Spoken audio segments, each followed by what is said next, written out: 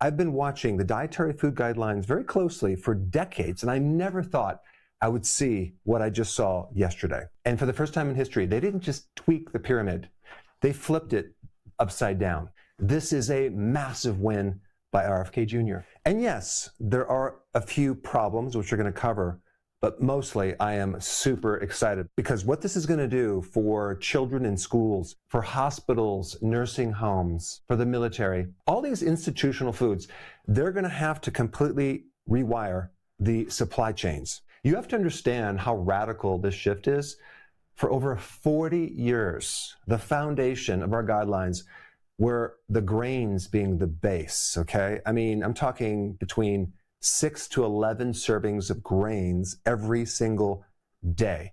The entire past pyramids have been based on carbohydrates. But yesterday in this release, they walked away from that entire model. They didn't do what they normally did, which is adjust a few numbers. They actually talked about the food itself, which is enormous. But I think this didn't happen from just opinions. The data has been accumulating for years and years, and there had been a point where you just can't ignore it anymore. They now directly targeted in the crosshairs ultra-processed foods as being the primary driver of 90% of chronic disease. I'm talking about obesity, type 2 diabetes, fatty liver. For decades, the ultra-processed food companies were protected by silence, but now that's all gone. So there's no longer this cosmetic wording of making things sound really healthy. There's some pretty hardcore statements in this document. I'm going to put a link down below. Let's just compare and contrast the old model with the new model. In the old model, okay, it was recommended 6 to 11 servings of carbohydrates. That is a massive amount of carbohydrates that turn into sugar in your body. They also recommended low fat. They also wanted you to do low cholesterol and low saturated fats. And of course, they focused on calories. Calories in equals calories out, right? Now, what's in the crosshairs is ultra-processed foods, emphasizing real foods, increasing protein, not from plant-based protein, from high-quality protein like red meat. And so the old recommendation for protein was 0.8 grams per kilogram. So with a 180-pound person, they would be recommended about 65 grams of protein per day. Now, the new recommendations for protein is 1.2 to 1.6 grams per kilogram of body weight. And an average of a 180-pound person, we're talking 98 to 131 grams of protein per day versus the 65 grams over here. This is a massive shift because I already know, being in this field, a lot of people are deficient in high-quality protein. And just that recommendation alone is going to be huge to help your biochemistry, to help hormones, to help blood sugar. Now, what's really going to be interesting is how they're going to implement this because they're targeting ultra-processed foods as the enemy of health, okay? And so now, if you think about it, the entire foundation of our food supply is built on ultra-processed foods. Supply chains are geared towards delivering ultra-processed foods. Over 50% of our calories are ultra-processed foods. So I don't know how they're going to change that, but that's another problem with implementing these new recommendations. We've been for decades operating off of the wrong information. And the other delicate area I want to bring up is definitions. They are working right now on the definition of ultra-processed foods. And if I had my way, what I would start out doing is first talk about the definition of actual food. Not ultra-processed foods, but let's start with the definition of food because in another video I talked about this. What they did is they altered the definition of food and made it a legal definition, which basically means something that you eat that has nothing to do with the biological definition of food. So they're completely different. The legal definition of food is something that's edible and has a shelf-stable life, and that's pretty much it. It really has nothing to do with the biological definition, which has to support life. It has to help with growth and the repair of body tissue, but not the legal definition.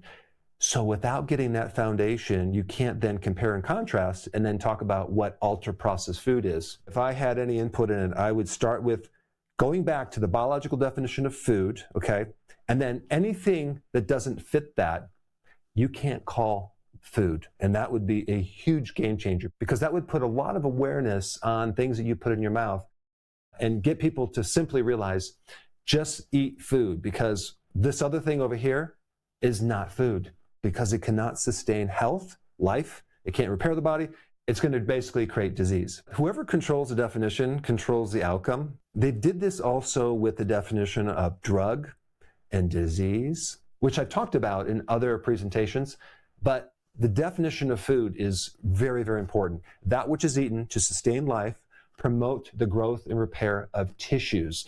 The derivation means nourishment. Now, with all the good things that just happened, there's one main, big, missing piece of the puzzle, and that is the actual root cause of most chronic disease. I'm talking about insulin resistance. Now, some people are going to say, well, does it really matter? Because a lot of the foods that they're recommending and the changes will indirectly help prevent insulin resistance. That's true. But what about the people that already have insulin resistance? Will this new plan address that? I don't think so. Because when we're getting into correcting insulin resistance, it's super important to talk about how often you eat. Because if you apply this to your daily life as far as changing the foods, yet you're still having 3 meals, 2 snacks, you're grazing between meals, even if it's so-called healthy foods, you're still going to raise insulin.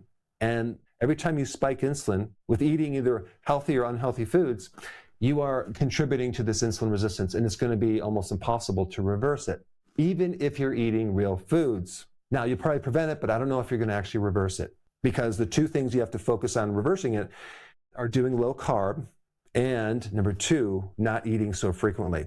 And so in the new dietary guidelines, insulin resistance wasn't mentioned. Also, they didn't get into intermittent fasting. But I'm telling you that so at least you'll know what you need to do to correct insulin resistance. And I really think the reason why they could not mention insulin resistance is because for years, they promoted a diet that actually causes insulin resistance. And for them to have to bring this up right now, it's incredibly embarrassing.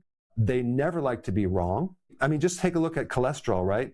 In 2015, they very quietly removed the limits for cholesterol from our foods. Did they apologize for the last 40 years of telling us we had to get rid of cholesterol and go on statins? No, they didn't even mention that. But if you're talking 6 to 11 servings of carbohydrates, you're talking about a massive spike in insulin. And also, if they brought up insulin resistance, they would also have to admit this whole calories in, calories out is completely non-valid, because they don't focus on the type of calories, which are calories that increase insulin, which then causes insulin resistance. Now, the last little thing I want to talk about with the new recommendations is saturated fat. Unfortunately, they still put the cap at 10% saturated fat. And that's one disagreement, because if you restrict saturated fat, what's left? We have unsaturated fatty acids like the seed oils. However, they did talk about ultra-processed foods, which also contain a lot of seed oils. They also talked about refined oils, okay? So that was good. But of course, they didn't really talk about how oil is oxidized, not just with heat, but by storage. And then one more point on this, they didn't mention the word industrial starches, but they did mention refined carbohydrates. And I don't even think people even know this word industrial starch.